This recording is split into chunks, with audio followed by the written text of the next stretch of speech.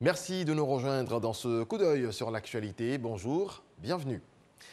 1077 milliards de francs CFA dépensés pour l'exécution de projets. C'est dans le cadre du contrat de désendettement et de développement, le C2D, qui a été exécuté avec beaucoup de réussite selon les conclusions du contrôle citoyen effectué lundi par la Convention de la société civile ivoirienne. Lansine Bakayoko. Malgré quelques problèmes de coordination d'ordre administratif et institutionnel, les projets inscrits dans le C2D, contrat de désendettement et de développement, sont bien exécutés. Conclusion du contrôle citoyen effectué par la société civile ivoirienne. Nous suivons au quotidien, à travers nos coordinations régionales, à travers nos comités de veille communautaires, l'exécution de ces projets pour voir l'état d'avancement et nous rendons compte. Notre rôle, c'est de veiller sur les intérêts des populations. À ce jour, ce sont 1077 milliards qui ont été dépensés sur les 1151 mobilisés dans le cadre des deux premiers C2D selon le secrétariat technique en charge des dossiers. Une trentaine de projets ont été pris en compte. Les domaines d'intervention concernent la sécurité, l'éducation-formation, l'emploi, la technologie, le transport, les infrastructures économiques ainsi que la résilience climatique. Il y a des projets qui sont à cheval entre deux ministères. Chaque fois qu'il y a des problèmes d'ordre administratif, des problèmes d'ordre institutionnel, la primature et le secrétariat technique font l'effort en tout cas de les régler. Pour rappel, tous les projets sont annexés au programme national de développement mis en route par le gouvernement de Côte d'Ivoire. Le développement après Bédiekro et Kongoti dans le département de Daoukro, c'est le village d'Agua à Bongouanou qui vient de recevoir son château d'eau. L'inauguration a eu lieu le week-end dernier. Herman Namia. Cette joie débordante des femmes du village d'Agua dans le département de Bongouanou s'explique. Elles n'auront plus à utiliser l'eau des robinets ou parcourir des kilomètres pour avoir de l'eau potable. Le village vient de bénéficier d'un château d'eau. Le président de la République nous a demandé de sillonner les villages, les hameaux, les petits coins, recoins de la Côte d'Ivoire pour donner de l'eau potable aux populations. Parce qu'il ne voudrait pas que dans le cadre du développement de notre nation, il y ait des populations qui sont en souffrance dans le domaine de l'eau potable. Les robinets désormais utilisables, les populations n'ont pas manqué de traduire leur gratitude au président de la République Alassane Ouattara pour cet ouvrage qui va leur permettre d'éviter enfin les maladies hydriques. Avant, on ne gagnait pas l'eau. On dort en brousse là-bas pour avoir l'eau. Aujourd'hui, on a eu l'eau, on est trop contents. On remercie le président. Parrain de cette cérémonie, le ministre de l'administration du territoire et de la décentralisation souligne qu'il partage cette joie des populations d'Agua. Donner un château d'eau à nos populations constitue l'un des pans essentiels de la politique de développement du président de la République. Et je suis tout à fait d'accord avec vous que vous puissiez exprimer votre joie, que vous puissiez danser et chanter parce que vous avez reçu de l'eau. Sidiki Diakité ajoute que ces actions de développement du gouvernement ne doivent pas être freinées par les crises à répétition à cause de la politique. Il invite donc les jeunes, les principaux acteurs et également victimes de violences à cultiver la cohésion et la paix. Les cités universitaires en cours de rénovation seront fonctionnelles d'ici décembre 2020. C'est ce qu'a déclaré le ministre de l'Enseignement supérieur et de la Recherche scientifique. Adama Diawara a visité mardi les cités universitaires des communes d'Abobo 1 et de Port-Boué. Jean-Marc Djadji. Cité universitaire d'Abobo 1. Ce matin, le ministre Adama Diawara et ses collaborateurs constatent l'état d'avancement des travaux de réhabilitation de la cité. Les travaux d'électricité, d'assainissement et de peinture sont passés en revue. À la cité universitaire d'Adjamé-Williamsville, la rénovation est avancée. Au campus des 220 logements déjà livrés, le ministre s'assure du bon état des nouvelles infrastructures destinées aux étudiants pensionnaires. Je voulais encore dire merci au gouvernement pour ce qu'ils font pour nous et leur demander de se souvenir de nos petits frères et sœurs qui viennent parce qu'il y a beaucoup de cours qui sont là, d'autres même dorment dans les amphis. Les cités estudiantines de Port-Boué et de Vridi, en cours de rénovation, sont également visitées. Les travaux sont avancés en certains endroits, très avancés. En d'autres, il y a un certain retard qu'il ne faut pas occulter. Il faut faire en sorte que la promesse électorale faite par le président de la République dans le volet éducation-formation de son programme de gouvernement soit tenue. Le ministre de l'Enseignement supérieur et de la Recherche scientifique s'engage dans les plus brefs délais à renforcer la capacité d'accueil des cités universitaires. Actuellement, le taux d'hébergement en cité, il est d'environ un lit pour un peu plus de 26 étudiants. Vous voyez, c'est trop, c'est trop. Donc nous allons faire en sorte que les travaux de réhabilitation des cités périphériques puissent s'achever rapidement pour que ces cités-là puissent être mises à la disposition des utilisateurs finaux, c'est-à-dire les étudiants, de telle sorte que le taux d'hébergement va passer donc de 1 lit fonctionnel pour 26 étudiants à environ 1 lit fonctionnel pour 13 étudiants. Cette visite s'inscrit dans le cadre de la phase 2 du programme de réhabilitation des cités universitaires à Abidjan.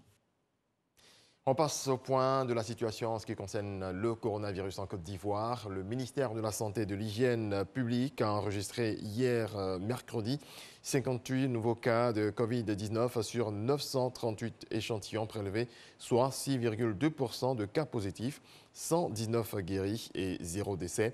À la date du 2 septembre, la Côte d'Ivoire compte donc 18 161 cas confirmés, dont 16 933 personnes guéries, 117 décès et 1111 cas actifs. Le nombre total d'échantillons est de 129 125. Plusieurs secteurs impactés par le coronavirus, par cette crise sanitaire, notamment celui du vivrier. L'État ivoirien a décaissé des fonds justement pour soutenir les acteurs. Selon le directeur central de l'Office d'aide à la commercialisation des produits vivriers, 1 milliard de francs CFA a été réparti entre les responsables des marchés, coopératives et fêtières. Les détails de Salima Touzia. C'est un soulagement pour les acteurs du secteur vivrier. Face au dysfonctionnement de la chaîne de commercialisation des produits vivriers qui occasionne un manque à gagner pour les commerçants, 1 milliard de francs CFA est mis à leur disposition pour atténuer les charges de fonctionnement. Aujourd'hui, sur ces 4,4 milliards attendus de l'État de Côte d'Ivoire, il y a eu un décaissement de 1 milliard. Nous avons commencé la distribution des fonds. Nous avons au niveau des coopératives grossistes 20 coopératives pour lesquelles nous avons déjà fait des chèques. Au niveau des fêtières, nous avons 6 fêtières pour lesquelles nous avons fait des chèques, mais pour un montant de 300 millions pour les fêtières et 199 millions pour les marchés. Pour le moment, ce que nous avons fait. En plus de la subvention, un fonds de garantie de 30% du montant est mis au profit des commerçants pour leur faciliter l'accès à un crédit financier. Ce qu'ils ont fait, c'est pour toutes les femmes, c'est pour ceux qui se sont donnés de plein temps de corona. Elles ne sont pas assises, elles sont sur la route, elles sont dans les marchés. Par la grâce de Dieu, l'État a pensé à nous. Même si c'est 1 franc que votre région a eu, dis merci à l'État. Une distribution gratuite de kits sanitaires se fera également pour éviter la propagation du coronavirus à partir des marchés.